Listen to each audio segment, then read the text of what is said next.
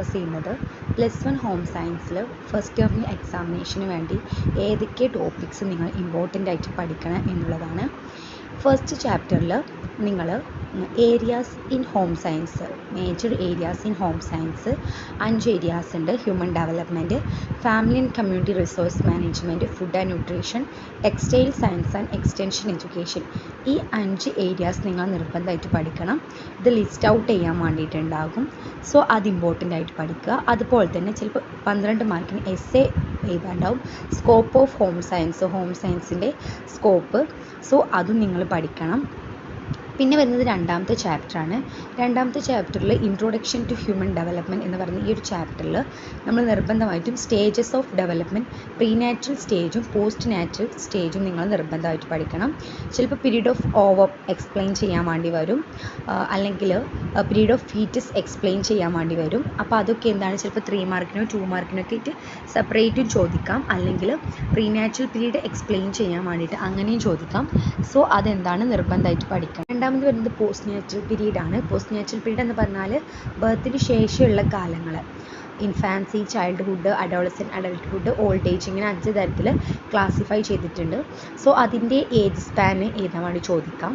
അതൊരു 1 മാർക്കിനോ 2 മാർക്കിനോ ഒക്കെ ആയിട്ടുള്ള ക്വസ്റ്റ്യൻ ആയിരിക്കും. സോ അത് നിങ്ങൾ ഏജ് സ്പാന് പഠിക്കണം, മനസ്സിലാക്കി വെച്ചാൽ മതി.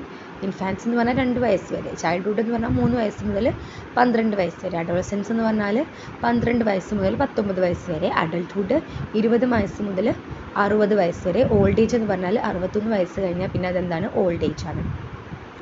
അഥവാ പോസ്റ്റ് നാച്ചുറൽ പീരീഡ് ഒരു 6 മാർക്കിനൊക്കെ ചോദിച്ചാൽ ഇൻഫാൻസും ചൈൽഡ്ഹുഡും അഡോളസെൻസും അഡൾട്ട്ഹുഡൊക്കെ നിങ്ങൾ എന്ത് ചെയ്യണം, ഒരു 2-3-4 പോയിൻറ്റ് പഠിച്ചത് എക്സ്പ്ലെയിൻ ചെയ്തിട്ട് എഴുതണം. പിന്നെ ഗ്രോത്ത് ആൻഡ് ഡെവലപ്മെൻറ്റ് ഈ കോളം മസ്റ്റാണ്, ഇമ്പോർട്ടൻ്റ് ആണ്. ഇതെന്തായാലും എക്സാമിന് ചോദിക്കും. 6 മാർക്കിന് ചോദിക്കാം, 3 മാർക്കിന് ചോദിക്കാം, 4 മാർക്കിന് ചോദിക്കാം. ഇത് നിർബന്ധമായിട്ട് പഠിച്ചു വെക്കണം. Difference between growth and development ഏതെങ്കിലുമൊക്കെ 2 പോയിൻ്റെങ്കിലും നിങ്ങൾ എന്ത് ചെയ്യണം, പഠിച്ചു വെക്കണം. ഗ്രോത്ത് ആൻഡ് ഡെവലപ്മെൻറ്റ് ഡിഫറൻസ്, ഇത് രണ്ടും എന്തായാലും എക്സാമിന് ചോദിക്കും, 100% ഷുവറാണ്. പിന്നെ principle of growth and development principle, ഇതിൽ 5 പ്രിൻസിപ്പിൾ നിങ്ങൾ എന്ത് ചെയ്യുക, നിങ്ങൾക്ക് പഠിക്കാൻ സുഖമായിട്ടുള്ള 5 പ്രിൻസിപ്പിൾ പഠിച്ചു വെക്കുക. അല്ലെങ്കിൽ ചില സമയങ്ങളിൽ ഇതിൽ ഏതെങ്കിലുമൊക്കെ ഒന്ന് ഒരു 3 മാർക്കിന് എക്സ്പ്ലെയിൻ ചെയ്യാൻ വേണ്ടി ചോദിക്കാറുണ്ട്. ഈ ഡെവലപ്മെൻറ്റ് ഈസ് ഈക്വൻഷ്യൽ, അത് ചോദിക്കാറുണ്ട് ചില സമയങ്ങളിൽ. അതുപോലെ തന്നെ ഡെവലപ്മെൻറ്റ് ഈസ് പ്രഡിക്റ്റബിൾ, പിന്നെ influenced both hereditary and environment, maturation, ഇതൊക്കെ നിങ്ങൾ എന്ത് ചെയ്യണം, ജസ്റ്റ് ഒന്ന് മനസ്സിലാക്കി പഠിച്ചു വെക്കുക. ചിലപ്പോൾ ഇതെന്ത് ചെയ്യും, ഒരു 2 മാർക്കിനോ 3 മാർക്കിനോ ചോദിക്കും. എന്താണ് ഡെവലപ്മെൻറ്റ് ഈസ് കണ്ടിന്യൂസ് കൊണ്ട് ഉദ്ദേശിക്കുന്നത് ചോദിക്കും. 2 മാർക്കിനായിരിക്കും ചോദിക്കുക. അപ്പോൾ അതെന്ത് ചെയ്യുക, അത് എഴുതുക. സോ ഇതിൽ ഈ ഗ്രോത്ത് ആൻഡ് ഡെവലപ്മെൻറ്റ് പ്രിൻസിപ്പിളിൽ ഒരു 5 എണ്ണം നിങ്ങൾ എന്ത് ചെയ്യണം, നിർബന്ധമായിട്ട് പഠിക്കണം. അതിൽ ഓരോന്നിലും ഓരോ പോയിൻ്റെങ്കിലും നിങ്ങൾ എന്ത് ചെയ്യണം, മനസ്സിലാക്കി വെക്കും വേണം. പിന്നെ ഇതിൻ്റെ എക്സാമ്പിൾസും ചോദിക്കാം കേട്ടോ. പിന്നെ വരുന്നത് ഏരിയാസ് ഓഫ് ഡെവലപ്മെൻ്റ് ആണ്. Development areas, different type of areas ഉണ്ട് development. Physical development, motor development, language and speech, emotional development, social development and intellectual development. ഇങ്ങനെ 5 ഏരിയാസ് ഡെവലപ്മെൻറ്റിലുണ്ട്. ഇതെന്ത് ചെയ്യുക, ജസ്റ്റ് മനസ്സിലാക്കി വെക്കുക. അഥവാ ഏരിയാസ് ഓഫ് ഡെവലപ്മെൻറ്റ് ചോദിച്ചാൽ നിങ്ങൾക്ക് എഴുതാൻ വേണ്ടി സാധിക്കണം. ഇതൊക്കെ ചില സമയത്ത് 6 മാർക്കിനോ ഒക്കെ ആയിട്ട് വരുന്നതാണ്. അല്ലെങ്കിൽ എന്താണ് ഇമോഷണൽ ഡെവലപ്മെൻറ്റ് എന്ന് ചോദിക്കാം സെപ്പറേറ്റ്, അല്ലെങ്കിൽ എന്താണ് ഫിസിക്കൽ ഡെവലപ്മെൻറ്റ് അങ്ങനെയും ചോദിക്കാം. ഇതവിടെ കൊടുത്തിട്ടുണ്ട്, define growth and development define ചെയ്യാൻ, ഇമോഷൻസ് ഡിഫൈൻ ചെയ്യാൻ, കോഗ്നിറ്റീവ് ഡെവലപ്മെൻറ്റ് ഡിഫൈൻ ചെയ്യാൻ, അങ്ങനെയൊക്കെ ക്വസ്റ്റ്യൻസ് ചോദിക്കാം കേട്ടോ. അടുത്തത് factors affecting growth and development affect ചെയ്യുന്ന ഫാക്ടേഴ്സ് നിർബന്ധമായിട്ട് പഠിക്കണം, ചോദിക്കാൻ ചാൻസ് ഉള്ളൊരു ക്വസ്റ്റ്യനാണ്. അതായത് ഗ്രോത്തിനെയും ഡെവലപ്മെൻറ്റിനെയും എഫക്റ്റ് ചെയ്യുന്ന ഫാക്ടർ എന്താണ്, ഹെറിഡിറ്റി ആൻഡ് എൻവിറോൺമെൻറ്റ് ആണ് ഗ്രോത്ത് ആൻഡ് ഡെവലപ്മെൻറ്റിനെ മെയിനായിട്ട് എഫക്റ്റ് ചെയ്യുന്ന ഒരു ഫാക്ടർ. പിന്നെ വരുന്നത് ഈ ഹ്യൂമൻ ഡെവലപ്മെൻറ്റിൽ ഹെറിഡിറ്റി എൻവിറോൺമെൻറ്റിൻ്റെ ഇൻഫ്ലുവൻസ് ആണ്. ഒന്ന് sex, nutrition, glands of internal secretion, position in family, maturation, learning, emotional factors, physical defects. ഇതൊക്കെയാണ് എൻവിറോൺമെൻറ്റലായിട്ട് നമ്മൾ എന്ത് ചെയ്യുന്നത്, ഇൻഫ്ലുവൻസ് ചെയ്യുന്നത്. ഇത് പഠിക്കണം.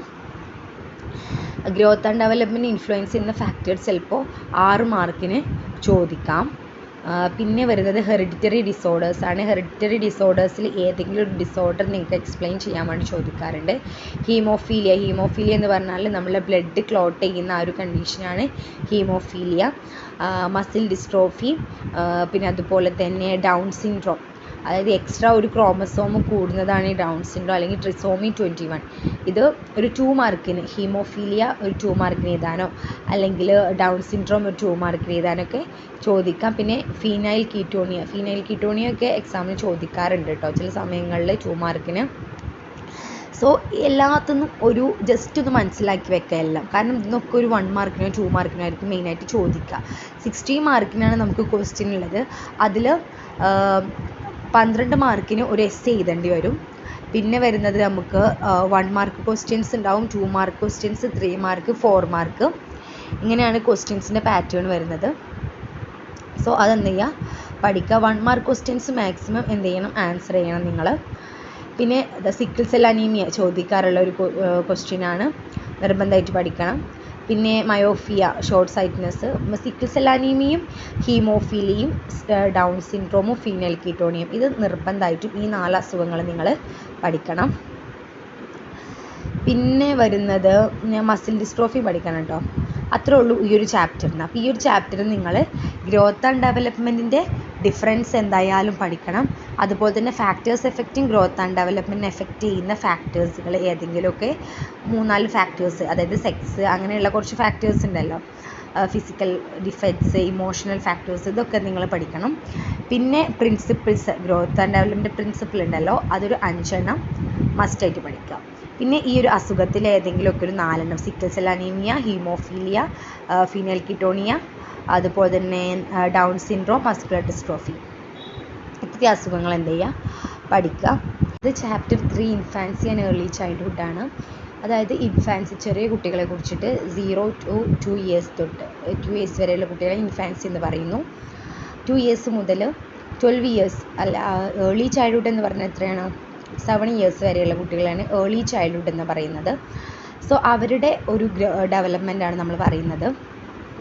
ഇതിൽ നിങ്ങൾ ഇമ്പോർട്ടൻ്റ് ആയിട്ട് പഠിക്കേണ്ടത് മോട്ടോർ ഡെവലപ്മെൻറ്റ്, ഏർലി ചൈൽഡ്ഹുഡിൻ്റെയും ഇൻഫാൻസിൻ്റെയും ഈ ഹാൻഡ് സ്കില്ല്, ലെഗ് സ്കില്ല്, ഇതൊക്കെ ഉണ്ടല്ലോ, ഈ മോട്ടോർ ഡെവലപ്മെൻറ്റ് ജസ്റ്റ് ഒന്ന് മനസ്സിലാക്കി വെക്കുക. ഇതിൽ മസ്റ്റായിട്ട് വരുന്നൊരു ക്വസ്റ്റ്യൻ എന്ന് പറഞ്ഞാൽ ലാംഗ്വേജ് ഡെവലപ്മെൻറ്റ് ക്വസ്റ്റ്യൻ വരാറുണ്ട്. Pre speech form of communication, crying, cooing, babbling, gestures, emotional expressions, ഇത് നിർബന്ധമായിട്ട് പഠിക്കണം. Pre speech form of communication എന്ത് ചെയ്യണം, ഈ ഒരു ഭാഗത്ത് നിന്ന് നിർബന്ധമായിട്ട് പഠിക്കണം. പിന്നെ ഇമോഷണൽ ഡെവലപ്മെൻറ്റിൽ പോസിറ്റീവ് ഇമോഷൻസ് ഉണ്ട്, നെഗറ്റീവ് ഇമോഷൻസ് ഉണ്ട്. അതിൽ പോസിറ്റീവ് ഇമോഷൻസ് ഏതൊക്കെയെന്ന് പഠിക്കണം, നെഗറ്റീവ് ഇമോഷൻസ് ഏതൊക്കെയെന്ന് പഠിക്കണം. പിന്നെ വരുന്നത് സോഷ്യൽ ഡെവലപ്മെൻ്റ് ആണ്. സോഷ്യൽ ഡെവലപ്മെൻറ്റ് ഏർലി ആൻഡ് ഇൻഫാൻസിൻ്റെത് അധികം ചോദിക്കുന്നത് കണ്ടിട്ടില്ല. പിന്നെ ഇത്, അതായത് ഇൻ്റലക്ച്വൽ ഡെവലപ്മെൻറ്റ് അല്ലെങ്കിൽ കോഗ്നിറ്റീവ് ഡെവലപ്മെൻറ്റ് എന്ന് പറയുന്നു. ഇതും നിർബന്ധമായിട്ട് പഠിക്കണം. Sensory motor stage, pre operational stage, എക്കോസെൻട്രിസം,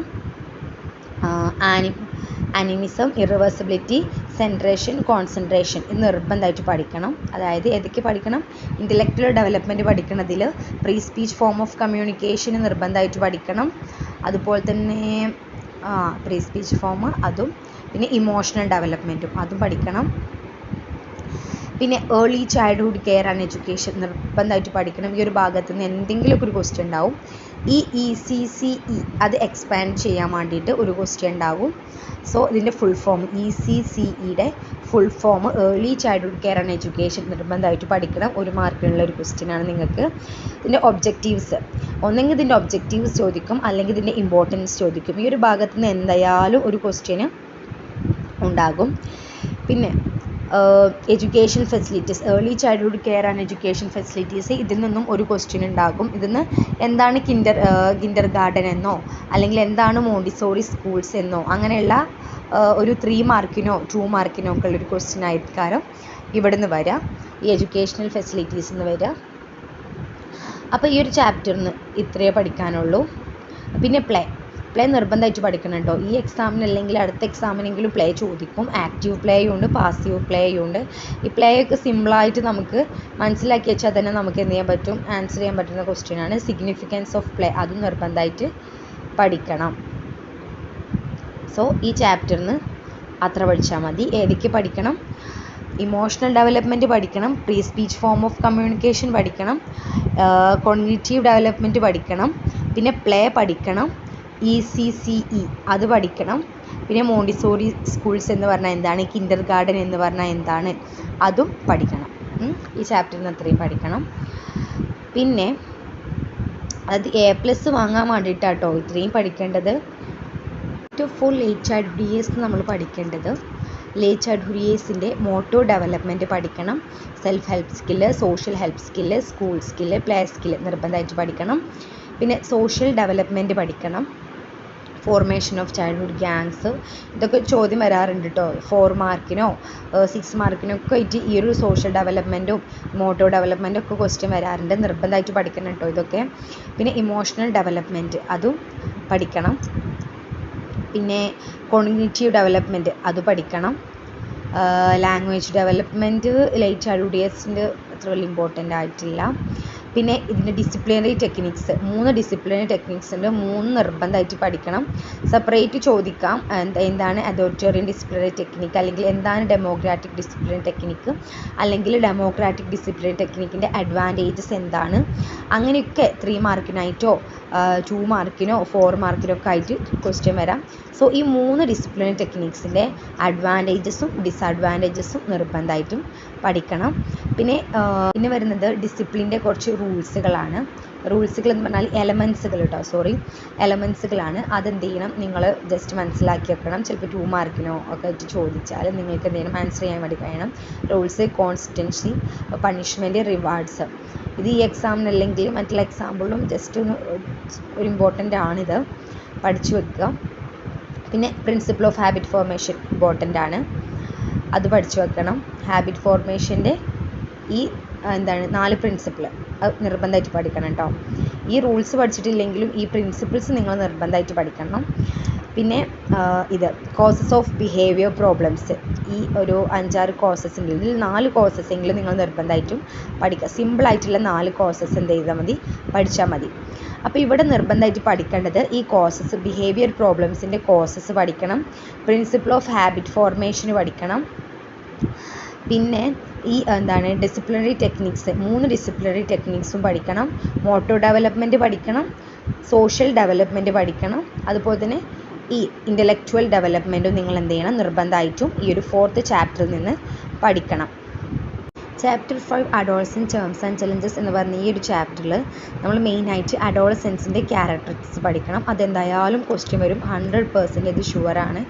ഇതിലുള്ള ഫുൾ ക്യാരക്ടേഴ്സും നിങ്ങൾ എന്ത് ചെയ്യണം, പഠിക്കണം. പിന്നെ വരുന്നത് അഡോളസെൻസ് ഡെവലപ്മെൻ്റ് ആണ്.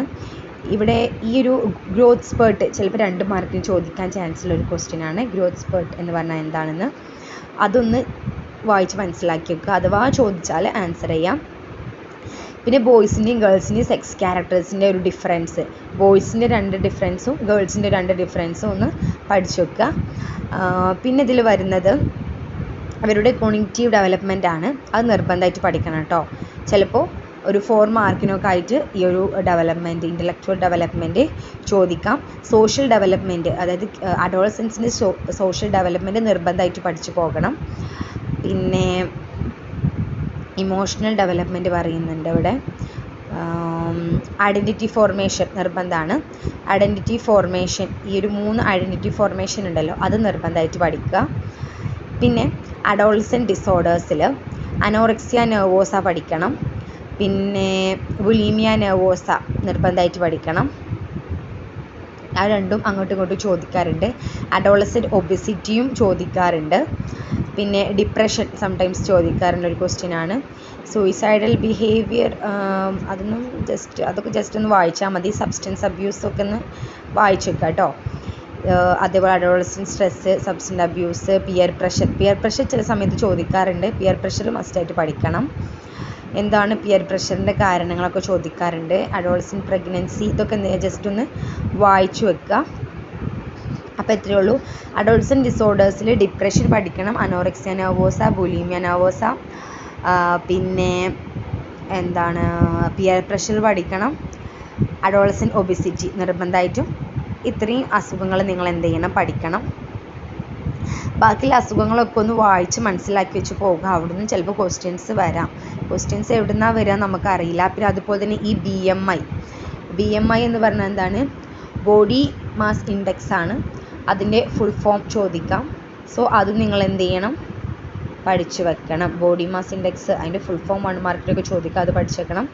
ഇത് ബോക്സ് ആയിട്ട് ഇതേപോലെ ക്വസ്റ്റ്യൻ വരാം. Underweight below 19, normal weight 90 to 29, 24.9, overweight എന്ന് പറഞ്ഞാൽ 25 to 29.9, ഒബീസ് 13 and above.